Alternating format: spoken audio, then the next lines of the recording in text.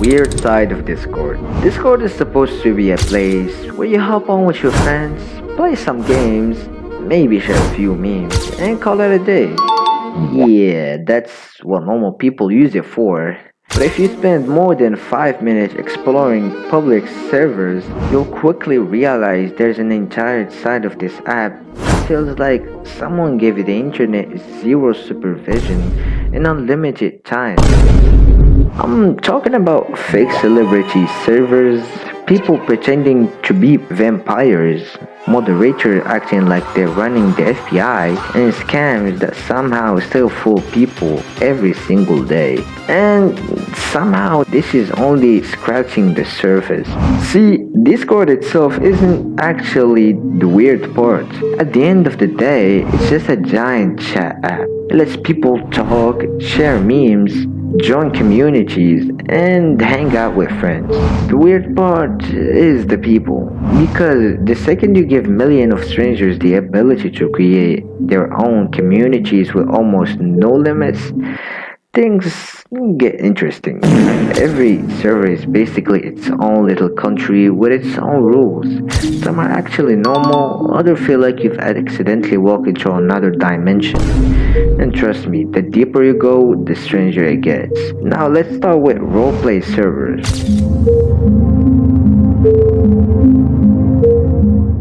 Before anyone starts typing an angry essay in the comments, I'm not saying roleplay is weird. People have been roleplaying in games for decades, whether it's a Dungeons and Dragons, GTA roleplay, or Minecraft. Pretending to be another character can actually be really fun. But Discord somehow takes it into another level.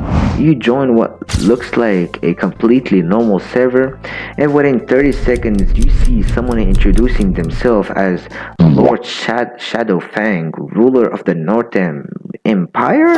Excuse me? The Northern what? Then another person replies with 3 paragraphs of medieval dialogue like they're auditioning for the next fantasy movie. At this point, I'm just sitting there wondering if I accidentally downloaded Discord or if I somehow opened a portal into another universe.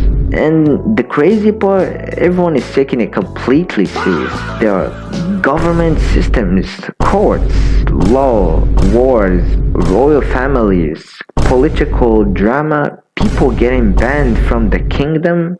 Bro, it's a Tuesday.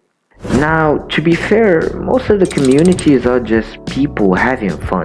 They're creative, they tell stories together, and for a lot of members, it's just another hobby. But if you accidentally stumble into one of these servers with zero context, it feels like you've walked into season 4 of a TV show you've never watched. You're confused and everyone else knows what's happening. And somehow you're the weird one. But believe it or not, that isn't even the weirdest thing you'll find on Discord. Because once you leave the fantasy kingdom behind, you start running into something even stranger. Fake celebrity servers. Now, let's talk about one of the funniest things you'll find on Discord. Celebrity servers. And no, I'm not talking about fan clubs. I'm talking about servers that genuinely try to convince people they're run by a famous YouTuber, streamer, or celebrity.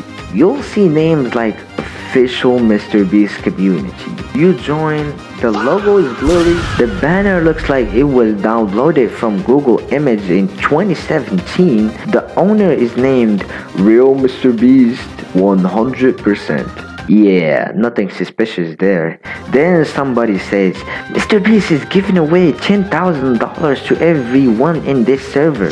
Really? Out of the million of people on the internet, he chose this random Discord server with 84 members? Makes sense. The funniest part is that these servers usually have that one person defending everything.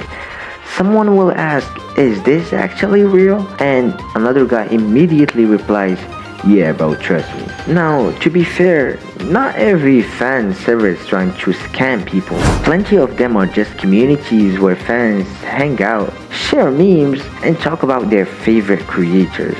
The problem is that scammers know people get excited when they see a familiar name, so they copy the branding, make everything look official, and hope someone lets their guard down. And if fake celebrities weren't enough, let's talk about the people who don't even pretend to be famous.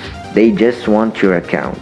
The scam economy. Speaking of scammers, Discord has its own economy of people trying to make money in the most ridiculous way possible. One day it's free Nitro, the next day, congratulations, you won a giveaway you never entered, and somehow people still click. Listen, if a random account you've never spoken to suddenly appears in your DMs offering free stuff, maybe ask yourself one simple question. Why me?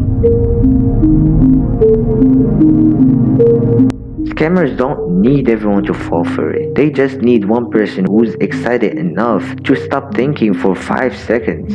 And honestly, some of these messages are so badly written, they're almost impressive. Typos everywhere, random emojis, 3 exclamation marks after every sentence. It's like they typed the whole thing while riding a roller coaster. But every now and then, someone makes a convincing fake page, copies a trusted brand, or pretend to be a friend of whose account has been compromised. That's why it's worth slowing down before clicking anything. Because recovering your account is way more annoying than ignoring one suspicious DM. But scammers aren't the only people you'll have to deal with. Sometimes the real boss battle is the moderators. Now, let's talk about moderators.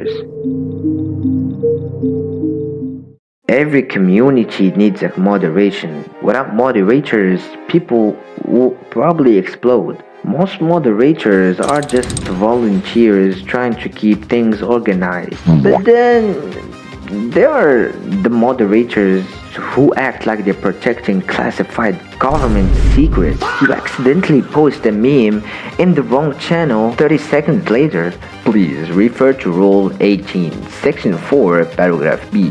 Bro, I posted a frog, man. What you mean? Bro, what do you mean, bro? Calm down. By the end you finish reading everything, you've forgotten why you joined the server in the first place. Again, most moderation is helpful. Good moderators make communities welcoming and keep spam under control. But every now and then you find a server where asking where do I post this somehow turns into a 5-minute lecture. That's when you quietly leave and pretend it never happened.